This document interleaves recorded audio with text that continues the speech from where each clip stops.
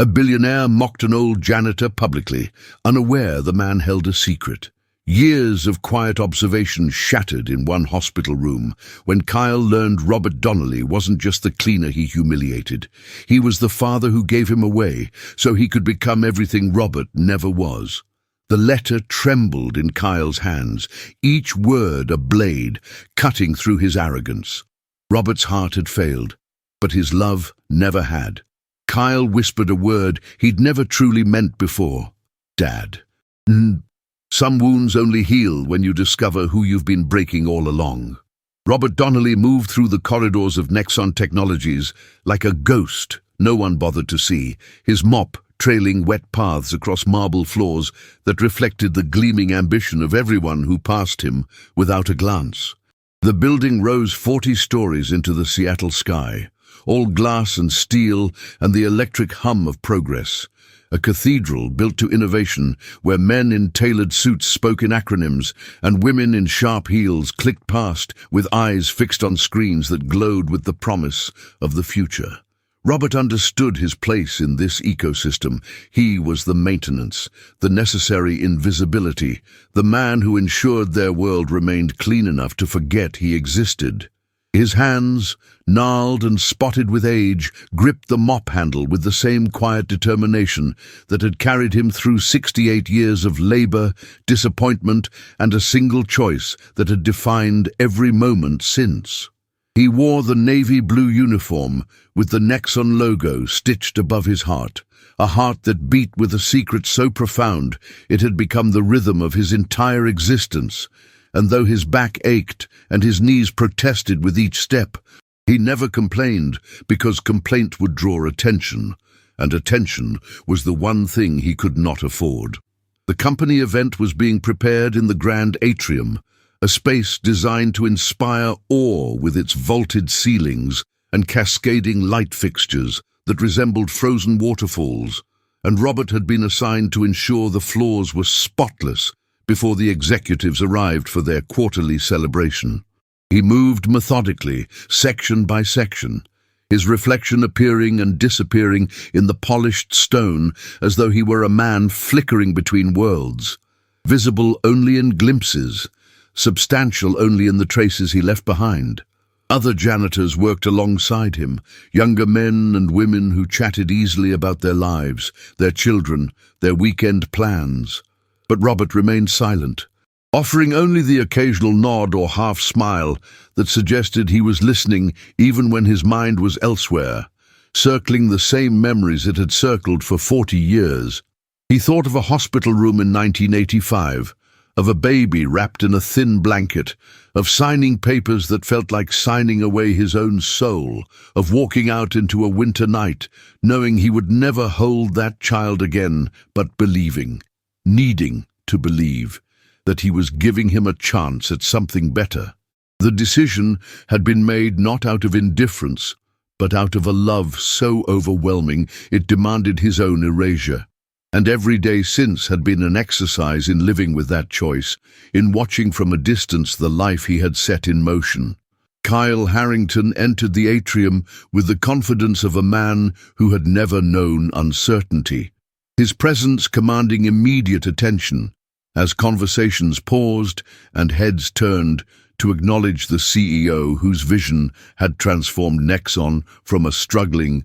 startup into a billion-dollar empire. He was 40 years old, though his success made him seem both older and younger. Older in the gravitas he carried, younger in the invincibility that wealth and power conferred. He wore a charcoal suit, tailored to perfection. His dark hair swept back in a style that suggested effortless control, and his eyes, sharp and assessing, scanned the room as though cataloguing assets and liabilities in real time. Robert watched him from the corner where he stood wringing out his mop, and the familiarity of that face, the shape of the jaw, the set of the shoulders, the way Kyle's mouth curved when he was about to speak, sent a tremor through Robert's chest that he forced himself to suppress. He had watched Kyle for years, first from newspaper articles and then, after taking this job 3 years ago, from within the same building, learning his routines, his moods, his successes and frustrations,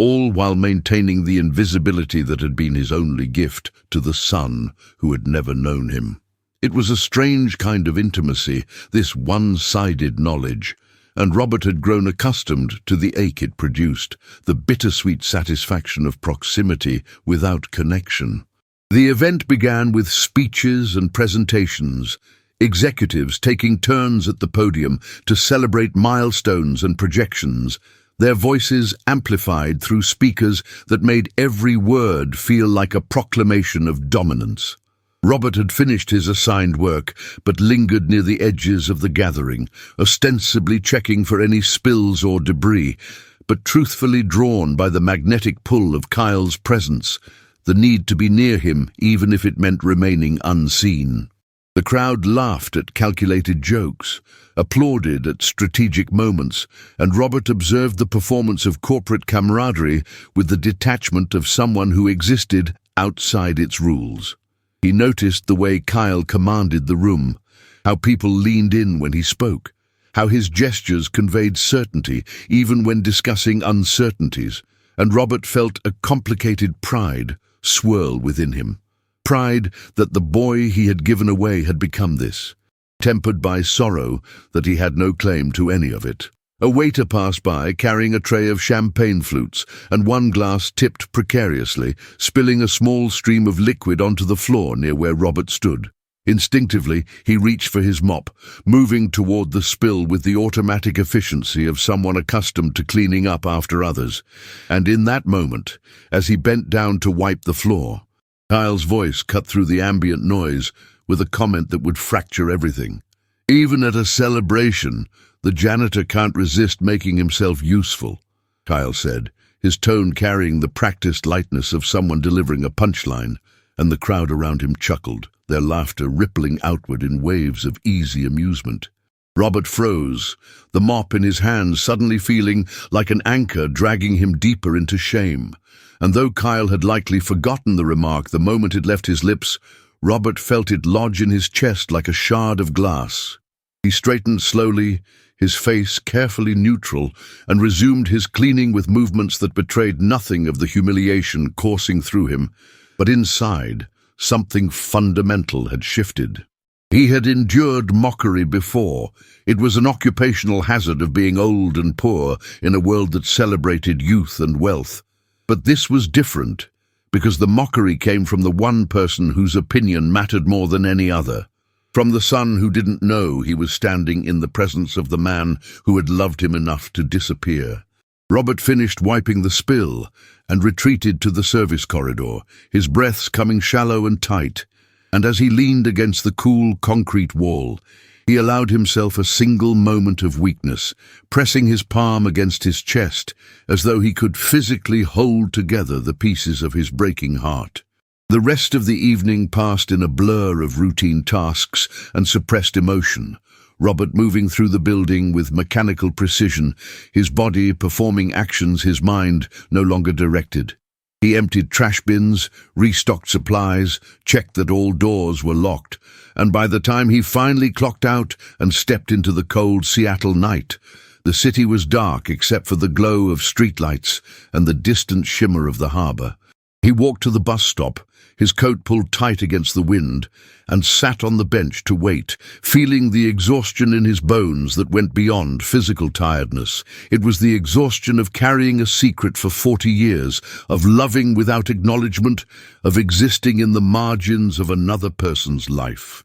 The bus arrived, and Robert boarded, finding a seat near the back where he could watch the city slide past the windows, neighborhoods transitioning from gleaming downtown to the worn residential streets where he rented a small studio apartment. He thought about Kyle's words, replaying them in his mind not with anger, but with a deep, aching sadness, and he wondered if perhaps it had all been a mistake. Not the adoption, but his decision to come here, to work in this building, to subject himself to the daily torment of proximity. But even as the thought formed, he dismissed it, because being near Kyle, even in silence, even in invisibility, was the only way Robert knew how to be a father. Kyle Harrington, returned to his penthouse apartment overlooking Elliott Bay, with the restless energy that always followed company events, his mind already sorting through conversations,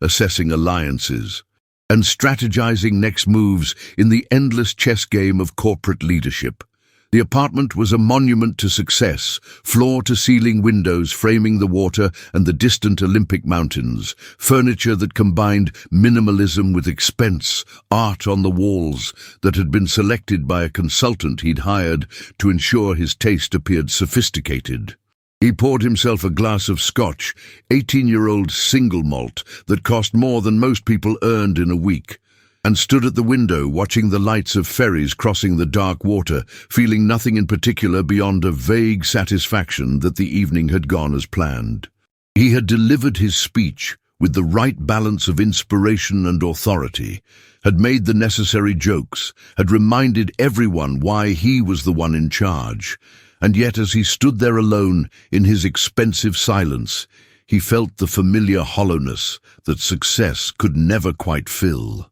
He dismissed the feeling as he always did, attributing it to tiredness or the letdown that followed high-stakes performance, and he drained the scotch before heading to bed, where sleep came easily because exhaustion was the only reliable companion he had. The janitor, Robert, though Kyle hadn't bothered to learn his name until much later, lingered in his mind only as a minor footnote to the evening, the sort of background detail that added color to the story he might tell at future gatherings. Kyle had developed a repertoire of these casual observations, small comments that humanized him while reinforcing hierarchy, and he thought nothing of the remark beyond its utility as social lubricant. He had built his empire through a combination of vision, ruthlessness, and the ability to read rooms, to know when to inspire and when to dominate, and he had learned early that vulnerability was a liability in a world that rewarded certainty.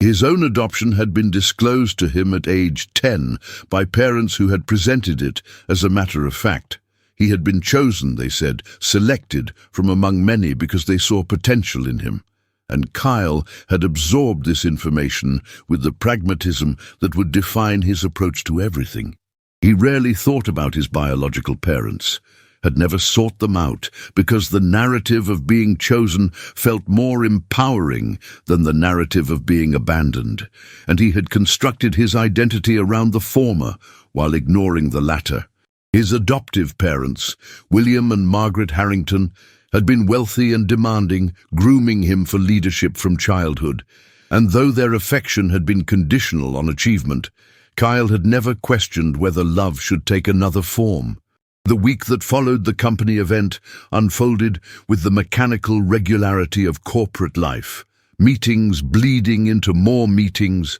decisions stacking upon decisions, and Kyle navigating it all with the practiced efficiency of someone who had long ago accepted that work was his primary relationship. He barely noticed Robert during this time, their paths crossing only in the peripheral way that executives and custodial staff intersect. Robert emptying a trash bin while Kyle was on a conference call. Robert mopping a hallway Kyle walked down while reading emails on his phone. Once Kyle had glanced up and made brief eye contact with the old janitor, and something in Robert's expression, a softness perhaps, or a sadness, had caused Kyle to pause for half a second before dismissing it as projection or imagination. He had not made any additional comments about Robert, the previous joke already forgotten, but Robert remembered every encounter, cataloguing them like precious artifacts, and the ache of invisibility grew more acute with each passing day. Robert had long ago accepted that this was the price of his choice, that proximity without connection was the only version of fatherhood available to him, but acceptance did not make it hurt less. And as the days accumulated, the weight on his chest grew heavier. Kyle's life was populated with acquaintances masquerading as friends, colleagues who performed loyalty while calculating advantage, and a string of romantic relationships that never progressed beyond surface-level attraction because he had no template for intimacy. He dated occasionally elegant women who understood the rules of his world, who didn't demand more than he was willing to give, and these relationships ended amicably when one party or the other grew bored with the arrangement. He told himself he preferred it this way, that freedom was its own reward, that the absence of entanglement allowed him to focus on building his legacy, but on nights when the apartment felt particularly empty, and the scotch did nothing to dull the edge of loneliness, he wondered if perhaps he was missing something fundamental, some human experience he had traded away in pursuit of achievement. He never allowed these thoughts to linger long, however, because introspection felt dangerous, like a door that once opened might reveal a landscape too vast and desolate to navigate. Instead, he doubled down on work, on growth, on the acquisition of more wealth and more power, telling himself that purpose was sufficient substitute for connection.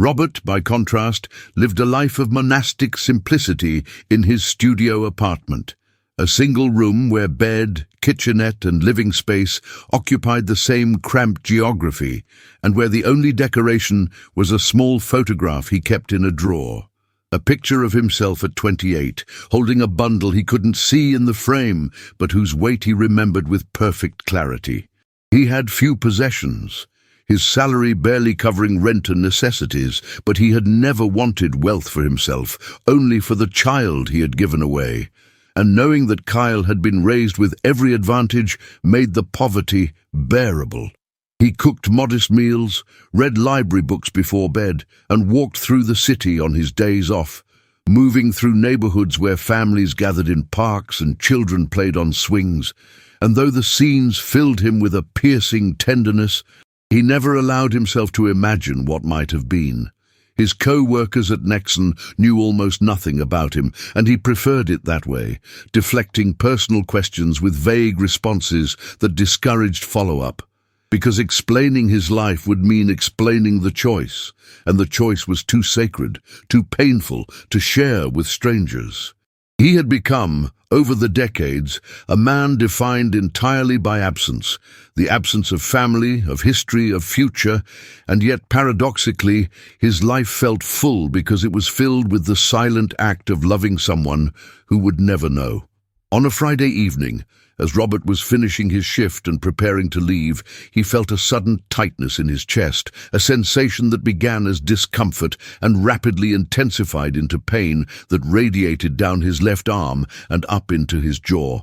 He stopped walking, one hand gripping the edge of a desk for support, and tried to steady his breathing, but the pain only grew worse, a crushing pressure that made it difficult to think. He managed to reach the security desk in the lobby, where a young guard looked up from his phone and immediately registered alarm at Robert's appearance. His face had gone grey, his breathing laboured, and within minutes an ambulance had been called. Robert wanted to protest, to say he was fine, that he just needed to sit down, but the words wouldn't come, and as he was loaded onto a gurney and the paramedics began their rapid assessment, he felt a strange detachment, as though he were watching the scene from above. The ambulance raced through the city streets, sirens wailing, and Robert stared at the ceiling of the vehicle, thinking not about his own mortality, but about the letter he had written years ago, the letter he kept in his wallet, and whether anyone would find it if he died before he could deliver its message.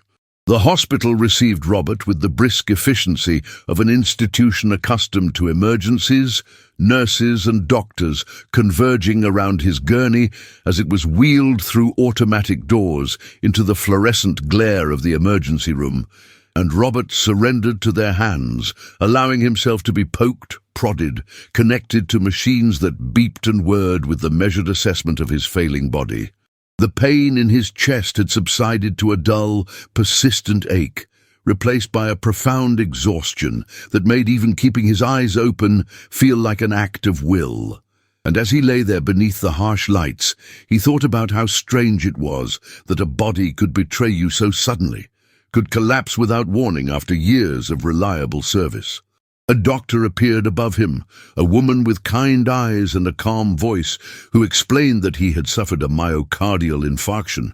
a heart attack, and that they were moving him to the cardiac care unit where they would run tests and determine the extent of the damage. Robert nodded, unable to muster the energy to ask questions, and as they wheeled him through corridors that all looked identical, he felt the pull of sleep dragging him under, his consciousness flickering like a candle in wind. When he woke, it was to the dim lighting of a private room, machines flanking his bed and monitoring his vitals with electronic vigilance, and a nurse adjusting his IV line with practiced gentleness. She noticed he was awake and offered a reassuring smile, telling him that he was stable, that the doctors had placed a stent to open a blocked artery, and that he would need to rest and allow his heart to recover. Robert tried to speak, his throat dry and his voice coming out as a rasp, and the nurse brought him water, holding the cup to his lips while he sipped. He asked how long he had been unconscious,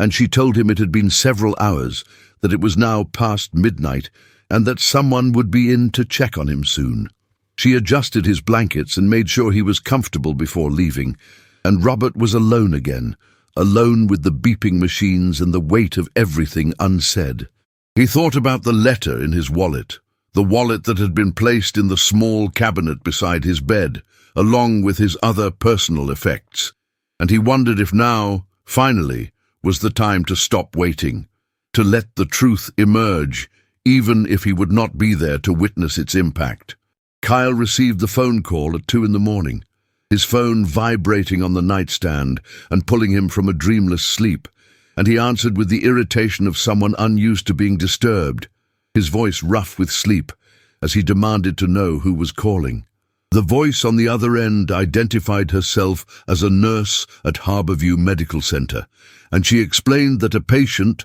Robert Donnelly, had listed Kyle as his emergency contact, and that Robert had suffered a heart attack and was currently in stable but serious condition. Kyle sat up, confusion replacing irritation, because he had no idea who Robert Donnelly was, had never heard the name, and he asked the nurse if she was certain she had the right person. She confirmed his name and phone number, and Kyle, now fully awake, tried to make sense of the situation. Why would a stranger list him as an emergency contact? But no explanation presented itself. He told the nurse he would come to the hospital, driven more by curiosity and a vague sense of obligation than by genuine concern. And he dressed quickly, pulling on jeans and a sweater before heading down to the parking garage where his Tesla waited in its designated spot. The drive to Harborview took 20 minutes through empty streets, the city asleep except for the occasional taxi or late-night bus, and Kyle used the time to run through possibilities, trying to place the name Robert Donnelly in his memory, and coming up empty. Perhaps it was a former employee, someone he had fired or laid off who harbored some delusional connection. Perhaps it was a case of mistaken identity, a clerical error that would be resolved upon his arrival. He parked in the hospital lot and made his way to the cardiac care unit, where he was directed to Robert's room by a nurse who looked at him with an expression he couldn't quite read. Pity, perhaps, or sympathy, as though she knew something he didn't. He entered the room quietly, and there, lying in the hospital bed beneath thin blankets and surrounded by machines, was the old janitor from Nexon, the man he had mocked just days earlier, and recognition hit Kyle like a physical blow. He stood frozen in the doorway, staring at Robert's sleeping form, trying to reconcile the presence of this man in this context, trying to understand why a janitor would list him as emergency contact, and the confusion gave way to a creeping unease that something significant was happening, something he didn't yet comprehend. A nurse entered behind him, the same one he had spoken to on the phone, and she carried a sealed envelope that she handed to Kyle with gentle formality, explaining that Robert had asked for this to be given to him in the event of an emergency. Kyle took the envelope, his name written on the front in shaky handwriting, and he stared at it as though it were a live grenade, unsure whether opening it would detonate something irreversible. The nurse left him alone, pulling the door closed softly, and Kyle stood there in the dim room, with Robert's labored breathing the only sound beyond the machines, and he turned the envelope over in his hands, feeling its weight, feeling the dread and curiosity warring within him. He thought about leaving, about handing the envelope back unopened and walking away from whatever mystery it contained. But something, guilt, perhaps, or the memory of Robert's face when he had made that casual, cruel joke, kept him rooted in place. He tore open the envelope and pulled out the letter, the paper thin and worn, as though it had been folded and unfolded many times, and he began to read, and with each line, the world he had built around himself began to crack. The letter was simple, almost spare in its language, but the words carried a weight that made Kyle's hands shake as he read them. Robert explained that he was Kyle's biological father, that he had given him up for adoption 40 years ago, not because he didn't want him, but because he loved him too much to condemn him to the poverty and struggle that had defined Robert's own life. He wrote about the day he had signed the papers, about walking out of the hospital into the snow, about the years of wondering and hoping, and about the decision, 3 years ago, to take the janitor job at Nexon so he could be near Kyle, even if it meant remaining invisible. He wrote about watching Kyle grow into the man he had become, about the pride Robert felt even though he had no right to it, and about the choice to stay silent because he believed Kyle deserved a life unburdened by the complication of a father who had nothing to offer but love. The letter ended with an apology for the silence, for the distance, for all the years Robert had spent watching from the shadows, and a plea for forgiveness. Though Robert made clear he expected nothing, that he understood if Kyle wanted nothing to do with him, that the letter was simply a way of unburdening a truth that had become too heavy to carry alone. Kyle read the letter 3 times, each reading peeling back another layer of disbelief until he was left standing in the hospital room holding a piece of paper that had just rewritten his entire existence, and he didn't know whether to scream or weep or simply collapse under the weight of revelation. The man in the bed, Robert, his father, a word that felt foreign and impossibly intimate all at once, slept on, unaware that his secret had finally been delivered, and Kyle stared at him with new eyes, searching the old man's face for traces of himself and finding them in the shape of the nose, the line of the jaw, the way Robert's hands, even in sleep, curled into loose fists as though holding onto something precious. 40 years, Kyle thought. 40 years this man had carried this knowledge, had lived with the choice he made, and 3 of those years had been spent in the same building, in the same orbit, close enough to touch but separated by an unbridgeable distance of silence and class. Kyle felt a rising tide of emotion he couldn't name. It was anger and grief and guilt and confusion all tangled together, and he sank into the chair beside the bed, his legs suddenly unable to support him, the letter still clutched in his hand. He thought back to the company event,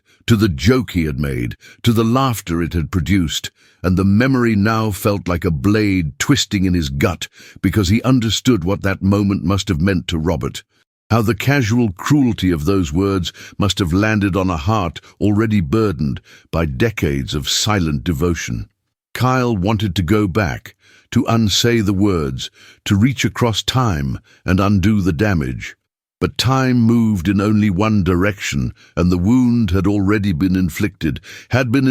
not just that night, but every day Robert had worked in that building, cleaning floors and emptying trash, while the son he had given away walked past without recognition. Kyle tried to imagine what that must have been like, the daily proximity to someone you loved, who didn't know you existed, the constant reminder of your own invisibility, and the empathy he felt was so acute, it was almost physical, a pain in his chest that mirrored the one Robert must have experienced. He looked at the machines monitoring Robert's heartbeat, at the steady green line tracking each pulse, and he thought about how fragile it all was, how close he had come to never knowing this truth, to living the rest of his life in ignorance, while Robert took the secret to his grave. Robert stirred, his eyelids fluttering before opening slowly, and for a moment he seemed disoriented, his gaze moving around the room before landing on Kyle.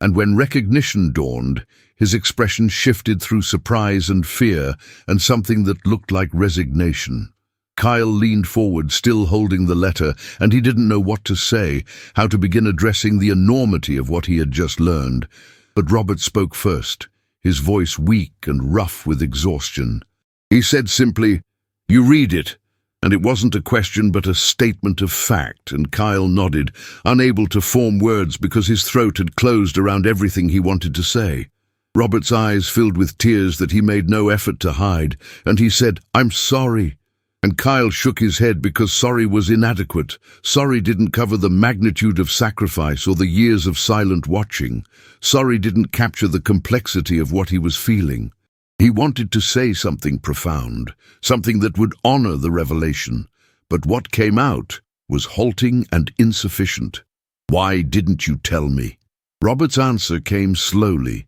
each word an effort as though speaking required more energy than his damaged heart could spare, and he explained that he had wanted to, 1,000 times he had wanted to, but he had been afraid that the truth would complicate Kyle's life, that it would introduce confusion or resentment, that Kyle would see him as an intrusion rather than a gift. He said he had convinced himself that proximity was enough, that being able to see Kyle, to watch him succeed, to exist in the same space, even if Kyle never knew, was a kind of fatherhood, a way of loving that didn't demand acknowledgement. He said he had never intended for Kyle to find out this way, that he had carried the letter for years as a contingency, something to be read only if Robert died, but his heart had decided the timing for him. Kyle listened, and the logic of Robert's choices made a terrible kind of sense, even as it broke something inside him,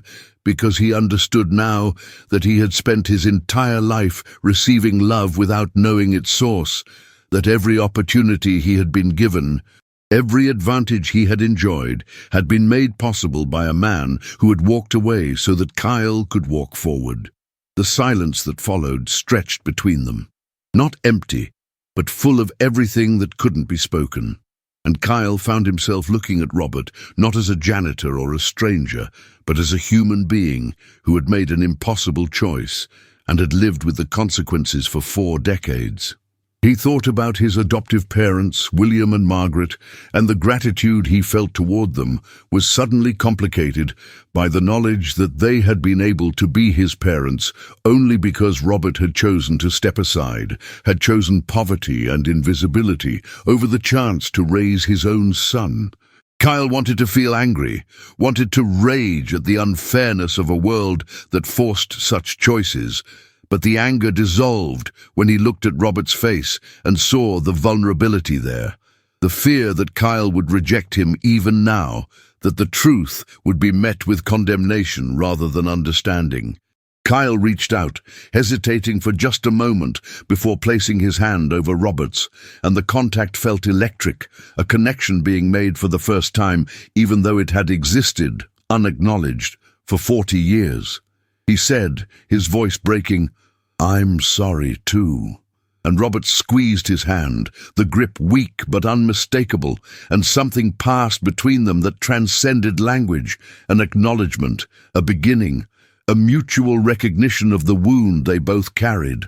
They talked through the early morning hours, Robert telling stories from before Kyle was born, about growing up poor in rural Oregon, about working construction jobs and factory shifts, about the woman who had been Kyle's mother and who had left when Kyle was only months old, unable to cope with the poverty and the responsibility. Robert spoke about the day he had made the decision to give Kyle up, how he had held him in the hospital and memorized every detail of his tiny face, how he had signed the papers with hands that shook so badly he could barely write, how he had walked out into the December cold and sat in his truck and wept until he had no tears left. He told Kyle about the years that followed, the hollow ache that never fully went away, the way he had followed Kyle's life from a distance through the occasional update from the adoption agency, and then later, when Kyle began appearing in business publications through articles and interviews. He explained how he had learned about Nexon, how he had applied for the janitor position specifically because it would put him in proximity to Kyle, how he had spent 3 years watching and hoping and never daring to speak. Kyle listened, his own story of success and achievement now reframed as the other half of Robert's sacrifice, and he felt the weight of it pressing down on him, the knowledge that his entire life had been shaped by a decision made in love. When dawn broke and pale light filtered through the hospital window, Kyle was still sitting beside Robert's bed, exhausted but unable to leave, unable to walk away from this fragile new connection. A doctor came in to check on Robert, adjusting medications and reviewing charts, and she told them that Robert would need to stay for several more days, that his heart had sustained damage and would require careful monitoring and rehabilitation. Kyle nodded, making mental notes, already thinking about how to ensure Robert received the best possible care, how to use his resources to support this man who had spent a lifetime supporting him from afar. When the doctor left, Robert looked at Kyle and said, with a small, sad smile, "You don't have to stay." And Kyle shook his head, his voice firm despite the emotion threatening to overwhelm him. He said, and the word felt both strange and right, "Dad," letting it sit in the air between them, testing its weight. And Robert's eyes filled with fresh tears. Kyle repeated it, more certain this time, "Dad, I'm not going anywhere." And as he said it, he felt something shift inside himself, a rearrangement of identity that was both terrifying and necessary, because he understood now that he had been living his life as someone else's creation, and it was time to become something more complete, something that included the broken, beautiful truth of where he had come from. The days that followed Robert's heart attack unfolded in a strange suspension of normal time, hospital hours blurring together in a cycle of tests and consultations and quiet conversations that slowly pieced together the contours of two lives that had run parallel for so long without touching. Kyle cleared his schedule, delegating urgent matters to his executive team and ignoring the flood of emails that accumulated in his inbox, because nothing seemed as important as being present in that sterile room where his father lay recovering, where the machines beeped out the rhythm of a heart that had nearly stopped, and where every conversation felt like excavation, digging through layers of silence to uncover the truth buried beneath. He brought Robert books and magazines, though Robert rarely read them, preferring instead to talk or simply to sit in companionable quiet, and Kyle found himself adjusting to the rhythm of the hospital, learning the shift changes of the nursing staff, memorizing which cafeteria food was tolerable and which should be avoided, existing in a bubble where the outside world felt distant and unreal. He thought often about the life he had been living just days earlier, the relentless pursuit of growth and achievement that had defined his existence, and it seemed now like a kind of sleepwalking, a performance of purpose that had no foundation because he hadn't known who he truly was. Robert spoke more freely as his strength returned, the initial fear of rejection giving way to something like relief, as though the unburdening of his secret had lifted a weight he had carried for so long he had forgotten how heavy it was. He told Kyle about the small town in Oregon where he had grown up, a place of logging trucks and limited horizons, where ambition was seen as pretension and leaving was both necessity and betrayal. And he explained how he had ended up in Seattle in his 20s, chasing work and possibility, how he had met Kyle's mother in a diner where she waitressed, and he stopped for coffee on his way to a job site. He described her with a tenderness that suggested old wounds never fully healed. She had been young and beautiful and restless, he said, full of dreams that didn't include poverty or babies or the hard grind of making ends meet. And when Kyle was born, she had tried. She had really tried. But the reality of motherhood had been too much, and one day Robert had come home to find her gone, a note on the table that said simply she couldn't do it anymore. Robert had been 28 years old, working 2 jobs, living in a 1-bedroom apartment with a crying infant and no idea how to be a father, and he had done his best for 6 months, feeding and changing and rocking Kyle to sleep, while his own life crumbled around him, until the day he realized that love, real love, sometimes meant letting go. Kyle absorbed these stories with a mixture of fascination and sorrow, constructing a narrative of his origins that was so different from the sanitized version he had been told by his adoptive parents, who had presented his adoption as a simple transaction, a matter of paperwork and providence, never mentioning the young man who had wept as he signed the forms, or the woman who had walked away rather than stay. He felt anger toward his biological mother, a woman he had never known and would never know, anger at her abandonment, even as he understood intellectually that some people were not equipped for the weight of responsibility, but toward Robert he felt only a growing tenderness, mixed with the ache of time lost, of years they could have known each other but didn't, because Robert had convinced himself that invisibility was the highest form of love. Kyle wanted to argue with that logic, to tell Robert he had been wrong to stay silent, but he also recognized the impossible position Robert had been in, poor, uneducated, terrified of disrupting the life he had fought so hard to secure for his son, and the certainty of his own judgment wavered. He thought about how easy it was to critique choices from a position of comfort, how different the world looked when you had nothing to offer but sacrifice, and the recognition humbled him in ways success never had. The hospital became a kind of confessional where Kyle found himself sharing things he had never articulated to anyone, speaking about the loneliness that had shadowed his entire life even as he accumulated wealth and accolades, about the sense that he was performing a role rather than living authentically, about the relationships that had failed because he didn't know how to be vulnerable with another person. He told Robert about his adoptive parents, about William's rigid expectations and Margaret's cool affection, about how he had learned early that love was something earned through achievement rather than given freely. And he saw Robert's face crumple with pain at the realization that his sacrifice, meant to provide Kyle with every advantage, had also deprived him of something essential. Robert said, his voice thick with regret, that he had imagined Kyle growing up in warmth and abundance, surrounded by love, and the knowledge that Kyle's childhood had been emotionally austere felt like a betrayal of everything Robert had hoped for. Kyle tried to reassure him, explaining that William and Margaret had given him opportunities, education, connections,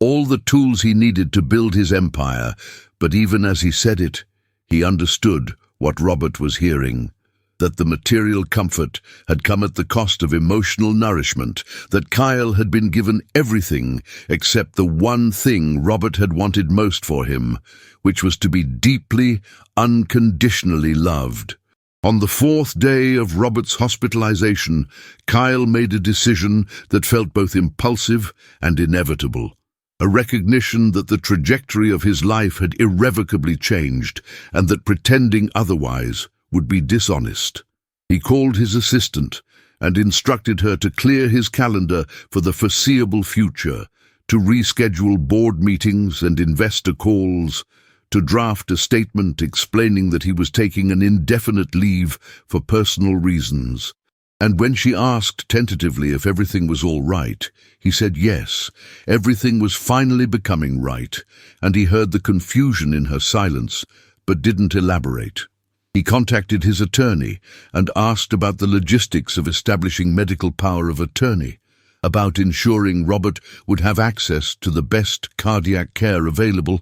about transferring him to a private recovery facility once he was stable enough to leave the hospital. And the attorney asked no questions beyond the practical ones, sensing perhaps that Kyle was navigating territory too personal to discuss in professional terms. He arranged for Robert's studio apartment to be cleaned, and his belongings moved to storage, recognizing that Robert would not be returning there, that whatever came next would require a different kind of living arrangement, and he did all of this with the efficiency that had always characterized his approach to problems. But underneath the logistics was an emotional urgency he had never felt before. When Kyle returned to Robert's room after making these arrangements, he found his father awake and staring out the window at the Seattle skyline, the afternoon light casting long shadows across the linoleum floor. And Robert turned when he heard Kyle enter, his expression a mixture of gratitude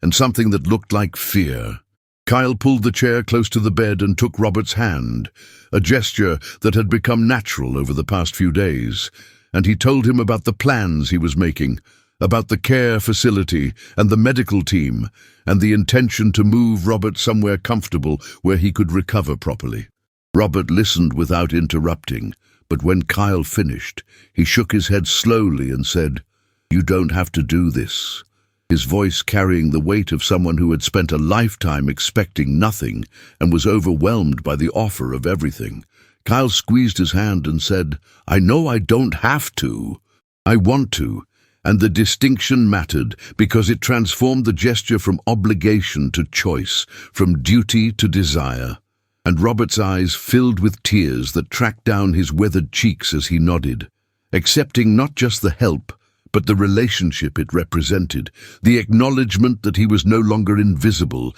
that he had a son who saw him. Robert was discharged from the hospital on a grey morning when rain blurred the windows and the city seemed wrapped in gauze, and Kyle was there to take him not back to the cramped studio that had been his home, but to a rehabilitation facility in the Madison Park neighborhood, a place designed to look more like a boutique hotel than a medical institution, with private rooms and views of Lake Washington, and staff trained to provide both clinical expertise and dignified care. Robert moved through the transition with quiet disbelief. His belongings, so few they fit in 2 small boxes, seeming even more meager in the context of this new environment, and Kyle watched him take in the spacious room, the comfortable furniture, the bathroom with a walk-in shower designed for safety and ease, and he saw Robert struggling to accept that this was for him, that he deserved this level of comfort. Kyle helped him settle in, unpacking the boxes and arranging things in drawers and closets, performing these small acts of service with a tenderness that surprised them both. And when everything was put away,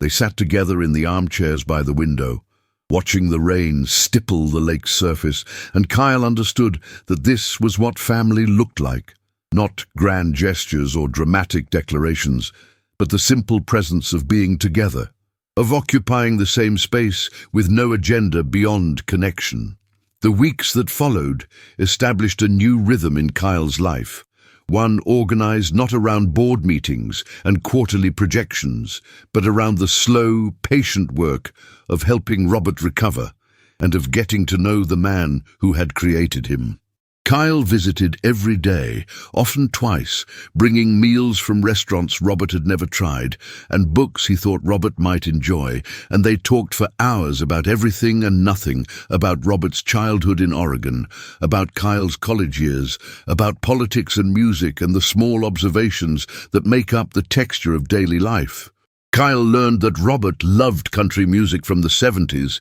that he had tried to learn guitar in his 30s, but his hands were too calloused from labor to form the chords properly, that he followed baseball despite having never been able to afford tickets to a game, that he had a dry sense of humor that emerged once he felt safe enough to express it. Robert, in turn, learned about Kyle's anxieties and insecurities, about the pressure he felt to constantly prove himself, about the way success had isolated him by making everyone around him want something from him, about the loneliness that no amount of achievement could assuage. They were learning each other's languages, building a vocabulary of shared reference and inside jokes, and Kyle found himself looking forward to these visits with an anticipation he hadn't felt toward anything in years. The rehabilitation facility encouraged family involvement in the recovery process, and Kyle attended sessions with physical therapists and nutritionists,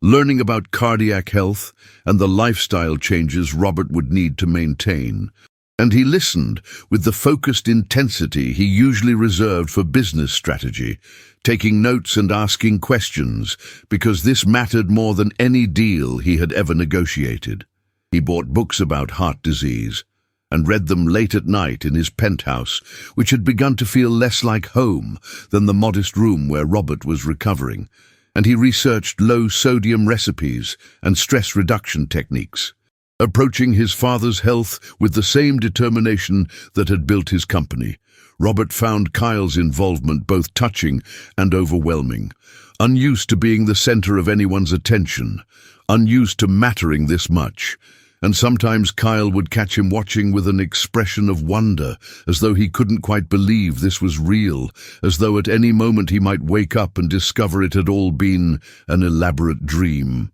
Kyle understood that trust would take time, that 40 years of absence couldn't be erased in a few weeks of presence, but he was patient in a way he had never been patient before, willing to let the relationship unfold at whatever pace Robert needed. As Robert's physical strength returned, they began taking walks around the facility's grounds, slow circuits around the garden where early spring flowers were beginning to emerge, and during these walks, their conversations turned toward the future in ways that both excited and frightened Kyle. Robert asked what Kyle planned to do about work, whether he intended to return to Nexon, and Kyle found himself admitting that he wasn't sure, that the company he had poured his life into now seemed less urgent, less definitional than it had before. He talked about feeling disconnected from the mission, about wondering whether building wealth for its own sake had any real meaning. And Robert listened without judgment,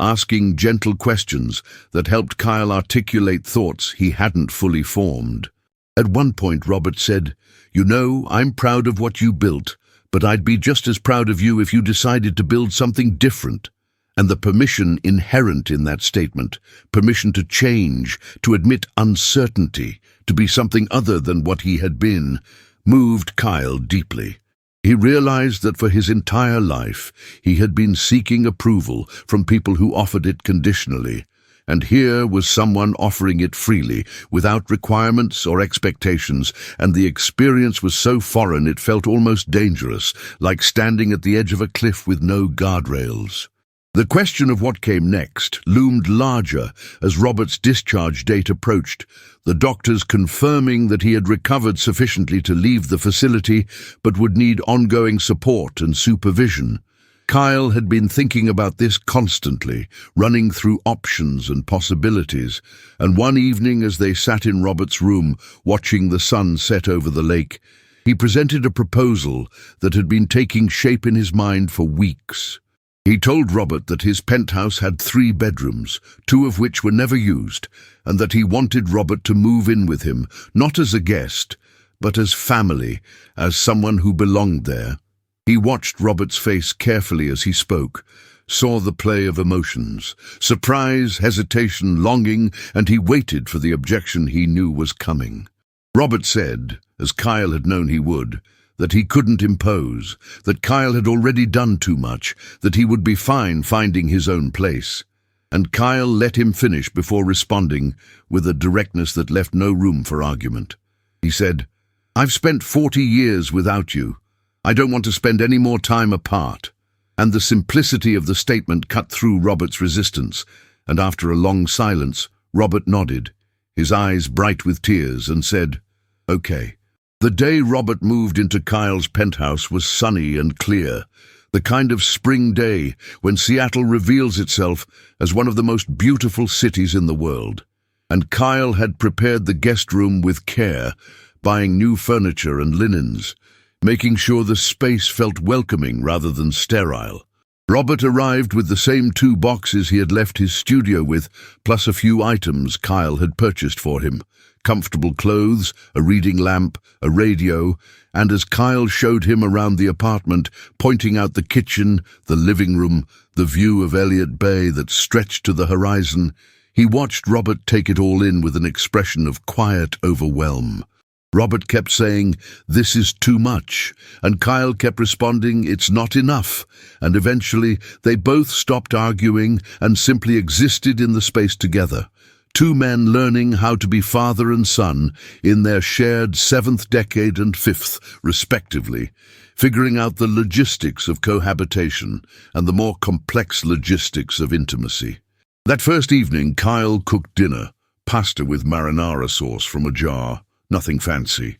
and they ate at the dining table that Kyle had never used for anything but depositing mail. And the ordinariness of the moment felt revolutionary, felt like the beginning of something neither of them had dared to imagine. Living together revealed the thousand small ways in which they were strangers, despite their blood connection, the habits and preferences and rhythms that had been formed independently and now had to find accommodation in shared space. Robert rose early, a lifetime of labor jobs having trained his body to wake before dawn, and Kyle would find him in the kitchen making coffee, and they would sit together in the pre-dawn quiet, speaking little but comfortable in the silence. Robert was tidy to the point of obsession, cleaning up after himself immediately, uncomfortable with leaving any trace of his presence, and Kyle realized this was the legacy of a life spent in other people's spaces, in apartments where he was tenant rather than owner,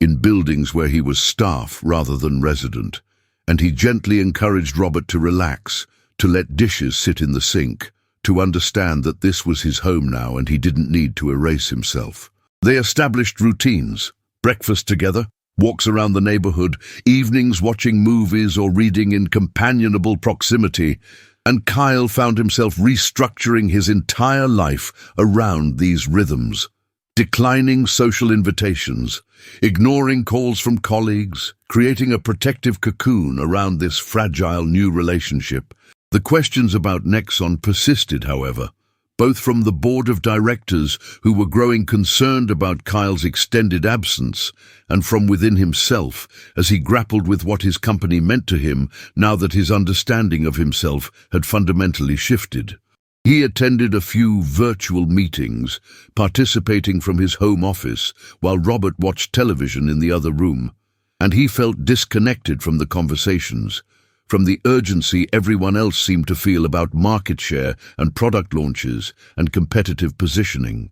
During one particularly tense call about a potential acquisition, Kyle found himself thinking about Robert mopping floors in that building, about the hierarchy that placed some people at the top of towers and others in their basements, and the arbitrariness of it all struck him with force. When the meeting ended, he sat at his desk feeling unmoored, questioning whether he wanted to return to that world, whether the empire he had built was worth maintaining, and the fact that he was even asking these questions felt like a betrayal of everything he had worked for, but also like an awakening he couldn't ignore. Robert sensed Kyle's turmoil, and one evening asked him directly what was troubling him, and Kyle found himself articulating thoughts he had been avoiding, talking about the dissonance between who he had been and who he was becoming, about the way his priorities had shifted and how unsettling that felt. He told Robert about the pressure from the board, about the expectations of shareholders, about the weight of being responsible for thousands of employees whose livelihoods depended on the company's continued success. And Robert listened carefully before asking a question that was simple but profound. "What do you want?" Kyle opened his mouth to answer and discovered he didn't know. That he had spent so long doing what he was supposed to want that he had never stopped to interrogate his actual desires, and the recognition left him speechless. Robert nodded as though this was exactly the answer he expected and said, "Maybe that's what you need to figure out," and the permission to not have the answer, to sit in uncertainty rather than immediately solving for it, was something Kyle had never allowed himself. They began taking longer walks, venturing beyond the immediate neighborhood to explore parts of Seattle Kyle had driven past countless times but never really seen. Small parks and local cafes and residential streets where families sat on porches and children played in yards, and Robert would tell stories about his years in the city, about jobs he had worked and people he had known, painting a portrait of Seattle that existed beneath the gleaming tech industry veneer. Kyle found himself seeing his city differently, noticing the economic disparities he had previously ignored, The homeless encampments that had become background noise, the service workers who made his comfortable life possible but remained invisible in much the way Robert had been invisible. He thought about the janitor job, about how Robert had cleaned toilets and emptied trash, while the son he had sacrificed everything for walked past without seeing him, and the injustice of it burned in his chest, not because Robert had been treated unusually badly, but because this was simply how the world worked, how people like Kyle were taught not to see people like Robert, and he felt complicit in a system he had never questioned because it had benefited him so completely. One afternoon, they found themselves at Pike Place Market, wandering among the stalls of flowers and produce and fresh fish, and Robert stopped at a vendor selling strawberries, picking up a carton and examining the fruit with the careful attention of someone for whom every purchase was a calculation. Kyle reached for his wallet to pay, but Robert waved him off, pulling out a few crumpled bills from his own pocket, and Kyle understood that this was important to Robert. This small assertion of agency and independence, this refusal to be entirely dependent, despite the dramatic shift in their circumstances. They ate the strawberries sitting on a bench overlooking the water, the fruit sweet and sun-warmed, and Robert said, almost as an aside, "You know, I never regretted giving you up.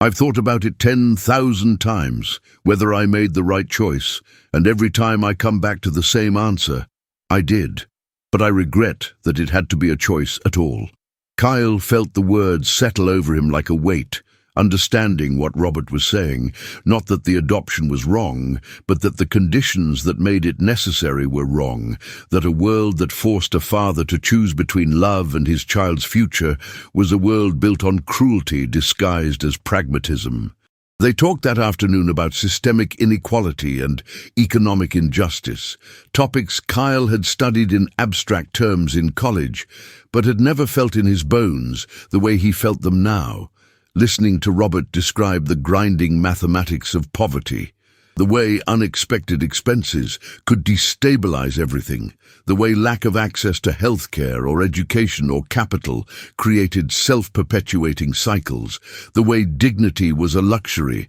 when you were just trying to survive. Robert spoke without bitterness, simply describing the reality he had lived, but Kyle heard beneath the words a lifetime of indignities endured, of working back-breaking jobs for wages that barely covered rent, of watching other people live with ease while he counted pennies, of being dismissed and overlooked and treated as though his humanity was somehow less valuable because his bank account was empty. Kyle felt his own anger rising, not at Robert, but at the systems that had made Robert's life so hard, and also at himself for having been so comfortable within those systems, for having benefited from them without question, for having made jokes about janitors without ever considering their full humanity. He apologized again for that comment at the company event, and Robert said he had already forgiven it, but Kyle couldn't forgive himself, couldn't shake the image of his father's face in that moment, the wound he had inflicted without even knowing.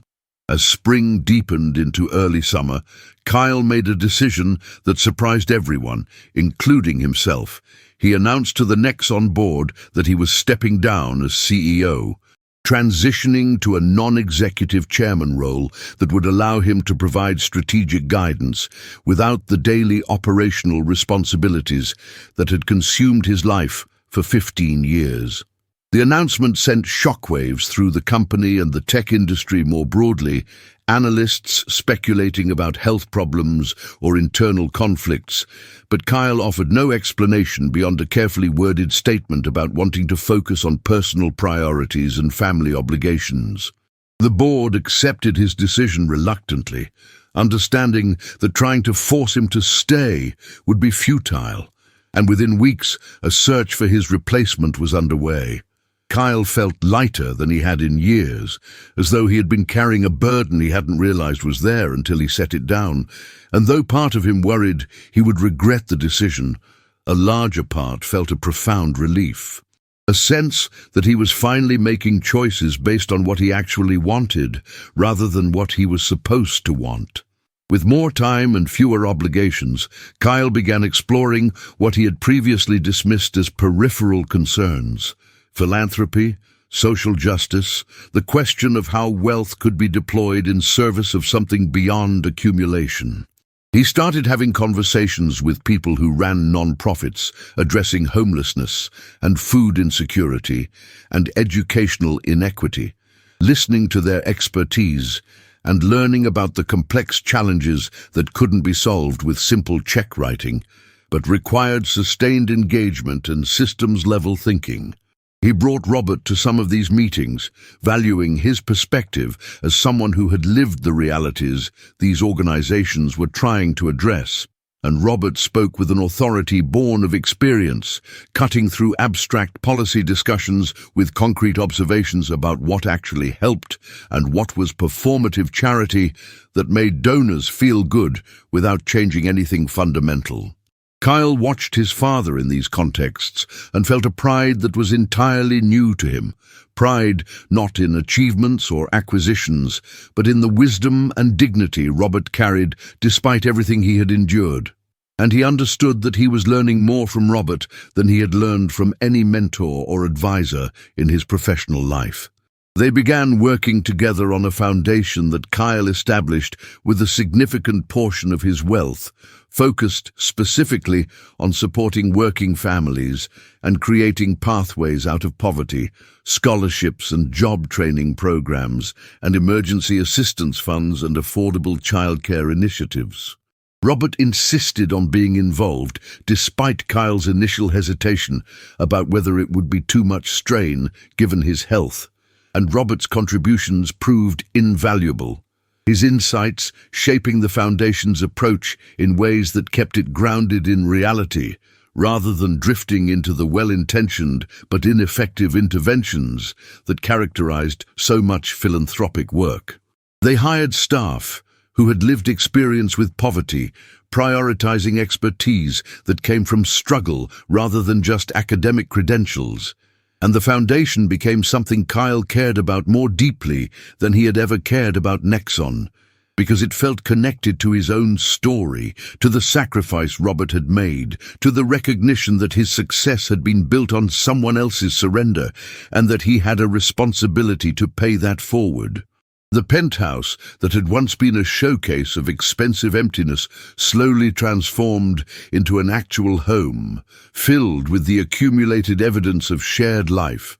Photographs on the walls, books stacked on tables, Robert's reading glasses left on the arm of the couch, the smell of coffee in the morning and dinner cooking in the evening. Kyle's friends, the few he had, were initially confused by the presence of this older man in his space, and Kyle explained simply that Robert was his father, offering no additional context, and most people were polite enough not to press for details. But a few close colleagues who had known Kyle for years remarked on the change in him, noting that he seemed more present, more grounded, less driven by the restless dissatisfaction that had previously characterized his demeanor, and Kyle didn't disagree with their observations because he felt it himself, a settling, a sense of having found something he hadn't known he was looking for, a wholeness that came not from achievement, but from connection. Robert's health stabilized, his heart settling into a new normal that required medication and monitoring but allowed him to live with reasonable comfort and energy, and as his physical strength returned, so did his confidence in occupying space in Kyle's life and in the wider world. They traveled together, short trips to places Robert had never been, Portland and Vancouver, and the Oregon coast where Robert's childhood had unfolded, and Kyle experienced these places through Robert's eyes, seeing beauty in things he would have previously overlooked, learning to slow down and pay attention and be present rather than always planning the next move. On one trip to a small coastal town, they walked along a beach at sunset, the sand cool beneath their feet and the waves rhythmic and eternal. And Robert said, almost to himself, "I used to think I'd die alone." And Kyle stopped walking, turning to face his father, and said with absolute conviction, "You won't. I promise you won't." and Robert smiled, the kind of smile that contained both sadness for what had been lost and gratitude for what had been found. And they stood there together as the sun dropped below the horizon, two men who had spent 40 years apart, learning how to be family. On a warm evening in June, they sat on the penthouse balcony, watching the ferries cross Elliott Bay, their lights strung like jewels against the darkening water, and Kyle asked Robert if he ever wondered what would have happened if he hadn't given Kyle up, if he had tried to raise him alone, despite the poverty and the struggle. Robert considered the question carefully before answering, saying that he had wondered, of course he had, but that wondering didn't change the reality of what was, and he had made peace with the fact that he would never know what that alternate life might have held. He said that seeing who Kyle had become, not just the success, but the person emerging beneath it, someone capable of change and empathy and love, made him believe the choice had been right, even if the circumstances that necessitated it had been wrong. Kyle felt tears on his cheeks, unashamed of them now in a way he would have been months ago, and he said, "I wish you hadn't had to make that choice, but I'm grateful you made it,